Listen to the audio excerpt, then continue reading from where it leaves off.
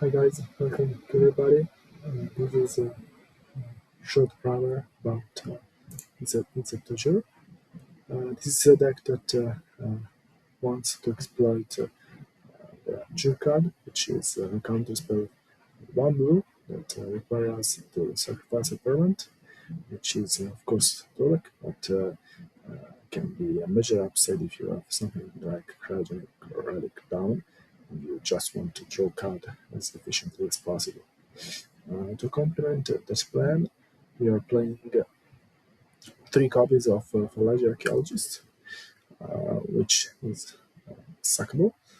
Murmuring Mystic, which spits out many one blue bird token, and the fact that blue means you can sack one of them in order to um, use Abjure, and four are evidence, which uh, spits out uh, O3 blue crab and also investigate. So the the reason we are playing Fallacy Archaeologist and the Hard Evidence is because those are seven cards which you can't sack, but you aren't actually losing any value because Fallacy Archaeologist is replacing itself by the crab is making a clue which can then be used in order to draw down. In order to complement the plan of milling ourselves with Fallacy Archaeologists, we are playing two copies of Deep Analysis. We can, of course, put these down the brainstorm and then we'll allow ourselves with the Fallacy Archaeologist and we will have Deep Analysis and maybe also something else in order to take full advantage of the fact that Fallacy Archaeologist is going to take, I don't know, for example, a bolt or a scred from the graveyard and also put in the graveyard Deep Analysis, which is a very good move in order to make card advantage. Deep Analysis is also very good against the Refurbished Familiar because it is something that you can discard without regrets.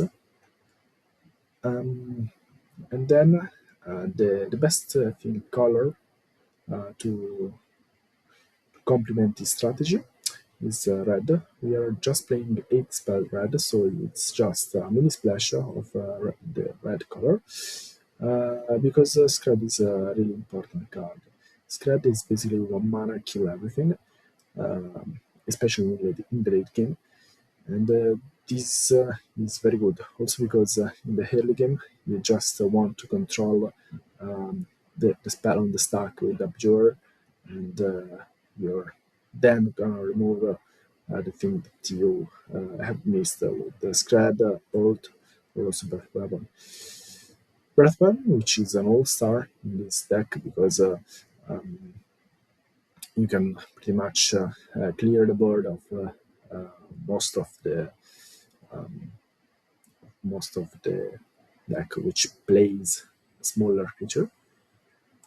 Um, and so splashing red also allows us to play 4 copies of Pyroblast and cast 3 copies of Casting to Fire in the side, which are very strong card. I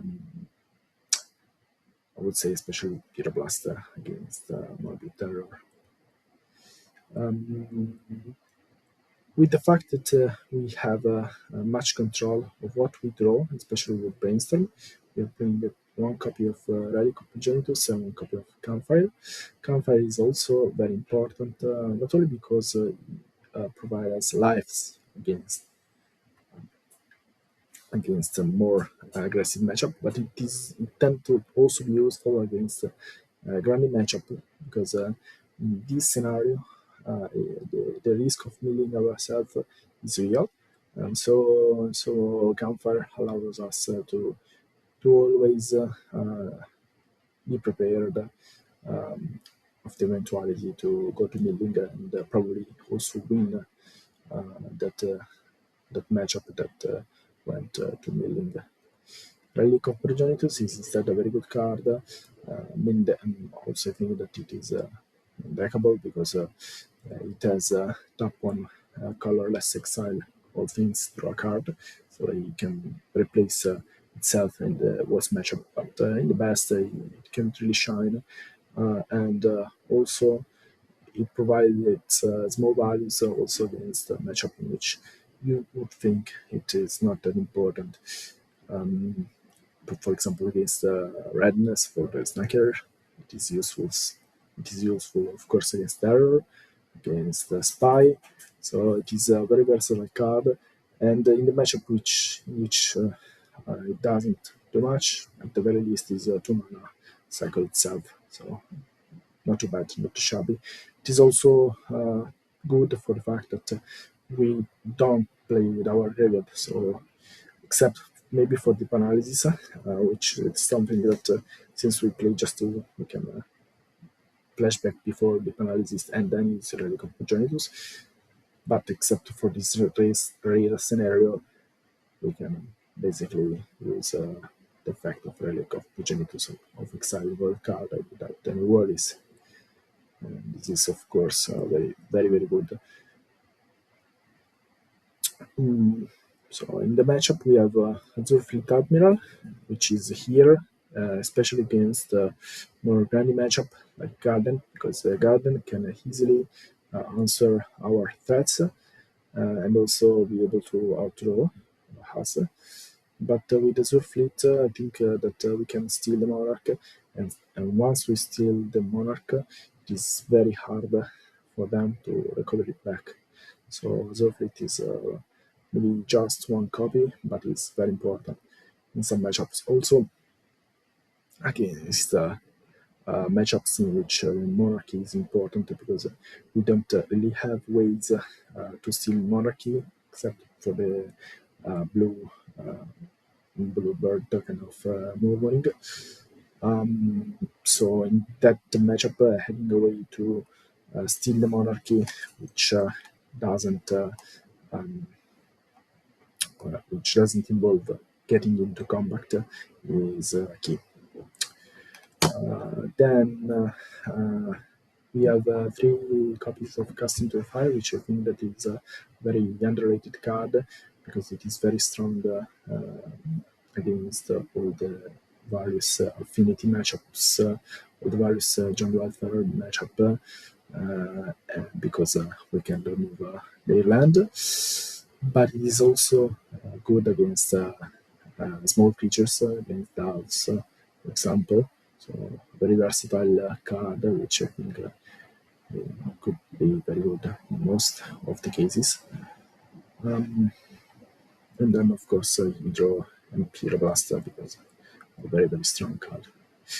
Attention here to use Hydroblast and Pyroblast and Red Elemental Blast or Blue Elemental Blast because Pyroblast or Hydroblast can be used even if they don't, even if it is there is not a red permanent or red spell on the stack, for example, for the blaster, and this could be useful if you have a maybe stick down because you can still create a one bird.